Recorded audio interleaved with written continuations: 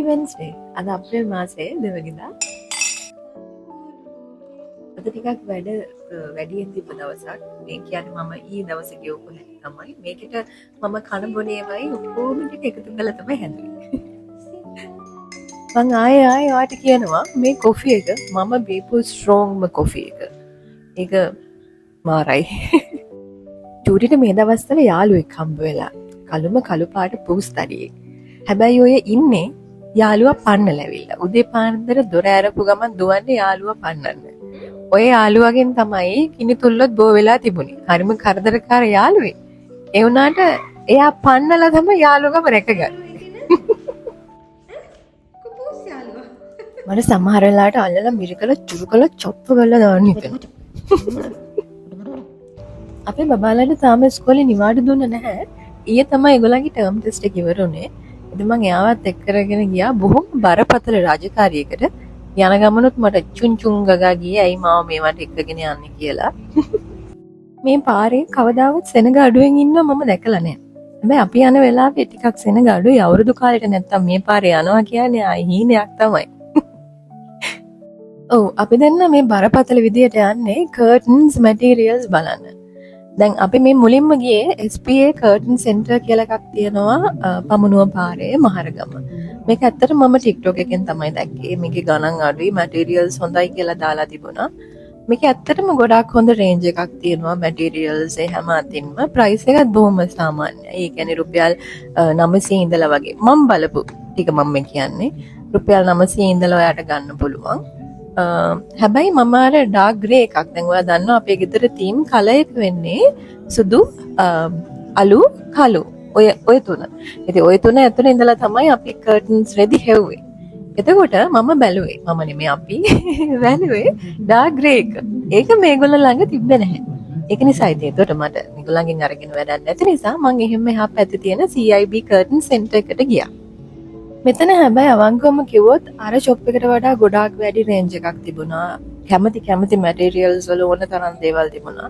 මම ඇත්තටම ඔයාලට highly recommend කරනවා CIB එකකින් වගේ curtains රෙදි බලන්න කියලා. මෙතන price එකෙත් ලොකු වෙනසක් නැහැ. සාමාන්‍යයෙන් රුපියල් මෙතන ගොඩක් අඩුයි.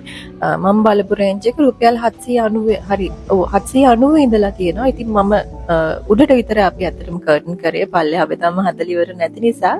ඉතින් උඩට අපි එතනින් curtains ටික ඔක්කොම ගත්තා. මම ඇත්තටම කර්ටන් කරන්න එක්කෙනෙක් හොයාගත්තා. එයා අපේ ගෙවල් ළඟ ඉන්නේ. ඉතින් මම එයාට මැටීරියල්ස් ටික දීලා තමයි වැඩේ කරගන්න යන්නේ. කවුද කියලා කරාට පස්සේ මම ඔයාට හඳුන්වලා දෙන්නම්. අර සෑහෙන වෙලාවක් ගත වුණා කර්ටන්ස් ටික තෝරගන්න. මොකද මම හිතනවා මම ඔයාලට කලිනුත් කිව්වා මම කලර් බ්ලයින්ඩ්ද දන්නේ නැහැ කියලා.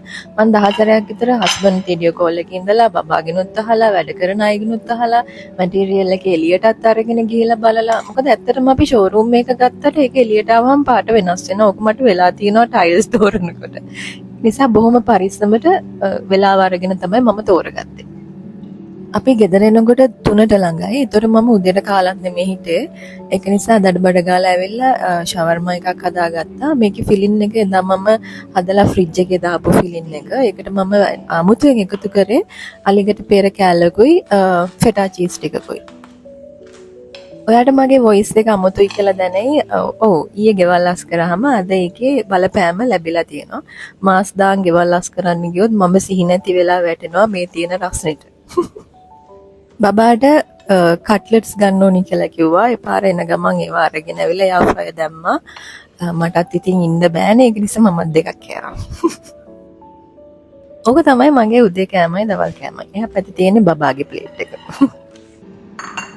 ඊට පස්සේ ආයි ටිකක් ගලා යනකොට ස්නැක් එකක් ගත්තා නම් හොඳයි කියලා හිතුණා. මේ low fat yogurt එකක්. මම හිතන්නේ blueberry ද කොහෙද. ඒක දාලා ඊට පස්සේ ඔයා දන්නවා මම පළතුරු කන්නේ නැහැ කියලා මේම කෑවොත් තමයි. ඊට පස්සේ කෙසේ ගෙඩියක් මේ විදිහට දාගත්තා.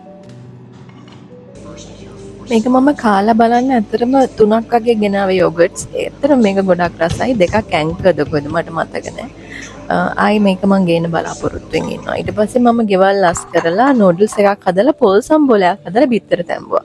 වෙන දවසක නම් මම ගෙවල් ලස් කරා නම් කෙලින්ම ඕඩර් එකක් දානවා කෑම.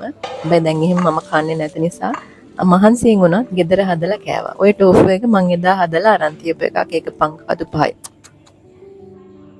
Thank you so much for watching. Till next time. Bye.